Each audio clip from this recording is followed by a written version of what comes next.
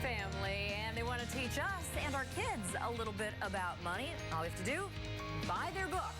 Oh. Except we know Celeste Rodriguez, and she talked to them, so she's going to give us some hints this morning. Some good tips right there. Yeah, exactly. Who can't save a couple bucks? Who doesn't want to save a couple bucks? We need it this time in Coming up, Celeste, America's cheapest family. Yeah, you are going to like this story, Faye. They have a lot of good tips. We sat down with the Scottsdale couple that says living better is all about spending less.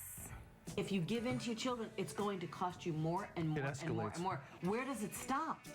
I had their advice for all moms and dads to live within your means. Yeah, easier said than done. Well, they are called America's cheapest family, and they live right here in the Valley. Their newest book is released today, and it's all about how to teach you to teach your kids about money, which can help in the long run, considering, according to the government, each child from birth to 17 will cost you about $261,000. So the Economides family is hoping to help all of us. Cutting the cost of just about everything has become an art form for the Economides family. The kids need to be able to stand on their own. Annette and Steve's newest book is called The MoneySmart Family System, and it's all based on one principle. If you give in to your children, it's going to cost you more and more and more and more. Where does it stop? It doesn't until the Economides say you understand what they call the 550-500 rule.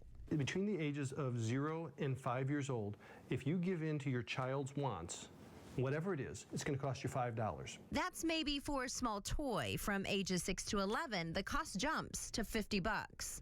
And between 12 and 18, it's $500. I want a laptop. I want an iPod. I want a new phone. If the parents don't draw the line and say, great, I'm glad you want it, you can pay for it. These are my actual budget sheets. It's where their daughter Abby keeps tabs on what she saves and spends. Since preschool, she's been making money. I washed the hamster cages, I fed the turtles, and I scooped dog poop. Her brother Joe saved his cash too and bought his card collection. He wouldn't have it any other way.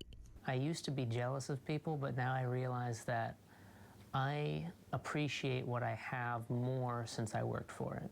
We calculated that our kids, 5 of them, helped us save more than $1 million. Over the course of many years, that is, and cut out some things they could do without. Before our kids are 18, there is one family cell phone that is shared. They share just about everything, so when they grow up, they don't have to. They've paid for their own cars, they pay for their own cell phones, they pay for their own computers. We have given them a gift by kind of making it tough on them, but they've responded with strength and character that giving kids stuff will never produce. Well, Annette and Steve admit they didn't grow up with this type of financial thinking and aren't even financial gurus. They say they're just good at saving money. And here's how. Take a look at this. This is, of course, if you have children who are young. First, at about 3 years old, you can introduce your children to coins and money, kind of teach them about what they are and what they mean. Then allow them to start earning money for chores. And lastly, teach them to save in 3 categories: give, save, spend.